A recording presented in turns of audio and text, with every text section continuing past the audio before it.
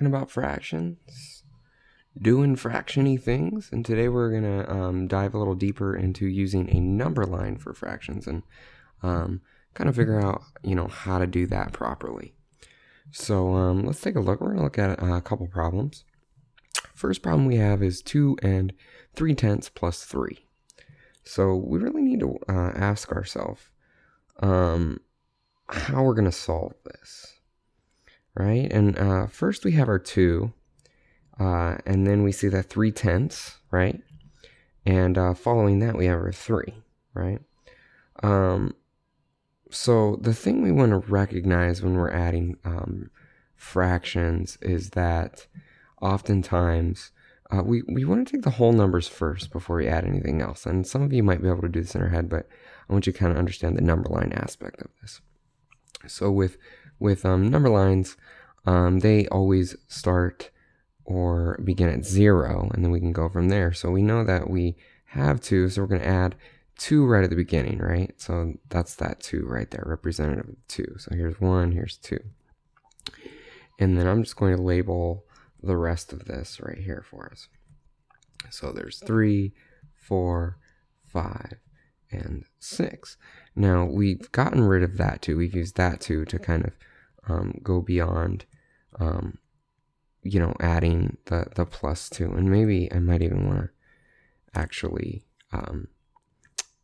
go and add that 3 in as well, right? So we can add the 3, and it'll be 1, 2, 3. So there's that plus 3. So now we have the 3 and the 2, and we're at 5, right? We know 3 plus 2 is 5. That's easy. But the question is, what do we do with the tens, right? And so what we're going to do is we want to understand that we can travel 3/10. And what does traveling 3/10 mean? Well, that means that there's 10 parts in between each of these numbers, and because we're at 5, we're going to start right over here. And we're only going to go 3 of those 10 parts. So in between 5 and 6, there are 10 parts, but we're only going to use 3 of them. 1, 2, 3. And in this case, we go 3/10. So our answer is going to include the whole number, which is, let me circle it in red, 5 and 3/10. So 2 and 3/10, 2 and 3/10 plus 3 is actually right here. We end right there with 5 and 3/10. So that's how we would do that problem. Now, let's try that with subtraction, because here's kind of where it gets maybe a little wonky, because now we're going to go backwards, right? If we went forwards with addition, right, we went this way. With subtraction, we're going to go the opposite way, okay? We're going to go the opposite way, all right? So why don't we try that? So in this one, we have 2 and 3/5. Now, when we're understanding the number line, what we want to do is recognize that the 2 is where we are starting. That is what we have. If you have $2 and you take away 3/4 of that $2, how much do you have left? You're going to have less than $2, right? So that's what that subtraction means, that takeaway. 2 take away 3/5. And so when we're doing this, and we're going to show the number line aspect, we're going to draw it to 2. Okay. And again, we need to recognize that even though that we're starting with the whole number 2, are we subtracting a whole number? No, we're not. So right off the bat, we're going to know that our answer is going to be between 1 and 2, which means that it's going to have 1 in the answer. Because it's 1, it's not all the way to 2, right? It's going to be less than 2, but it's going to be more than 1. How do we know that? Because we're not subtracting a whole number.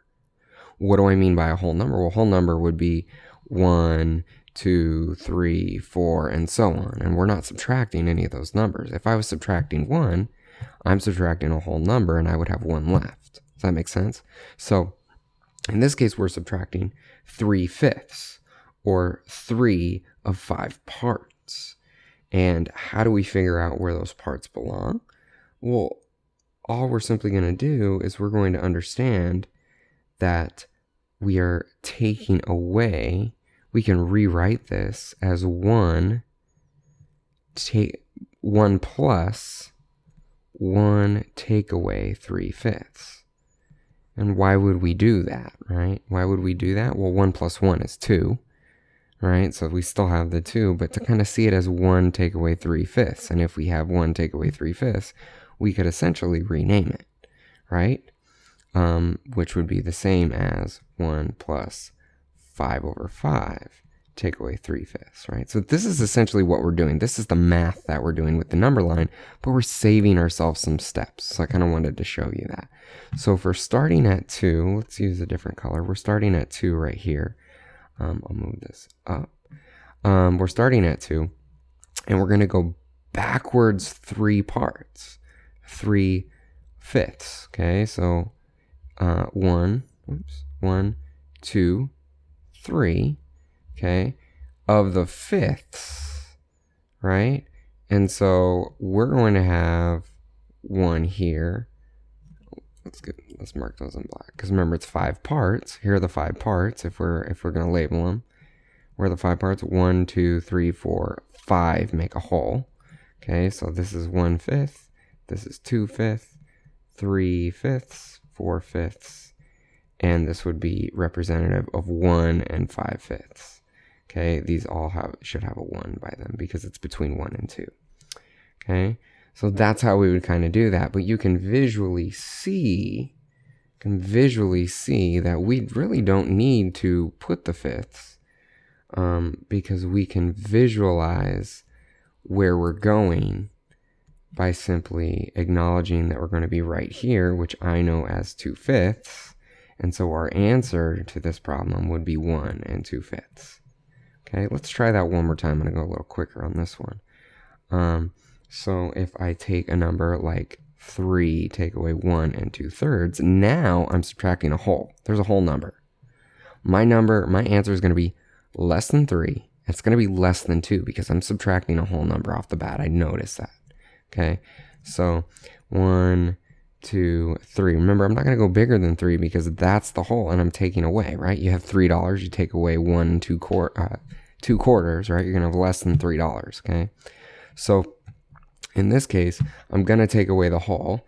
We'll show it in red because red reminds me of going backwards. Since this is the takeaway, I'm going to go backwards. I'm going to start here, and then I've subtracted the 1, and now I'm going to take away 2/3. Well, there's 2/3 right about there. I know it's 1/3 left. Okay, and I've subtracted my 2/3. And so in this case, my answer is 1 and 1/3. Now, some of you might see this and think, wait a second. Let me write that a little nicer. I like the black better. 1 and 1/3. Okay, and you might think, oh, the answer is 2 and 1/3. But it's not 2. We forget to subtract the whole. So that's something to remember when you're doing these. Try a couple more of these. You can make up your own. But you want to subtract, do the subtracting, do the adding one. Even adding basic ones, I'll give you a few right here, like 1/4 plus 2 and 3/4, right? Doing those kinds of things to kind of understand, like, where am I starting, where am I beginning? And maybe you can even try something like, 2 take away 3 and 4/5. Okay, so there's another one that you can try. So do those, see what you come up with, and good luck.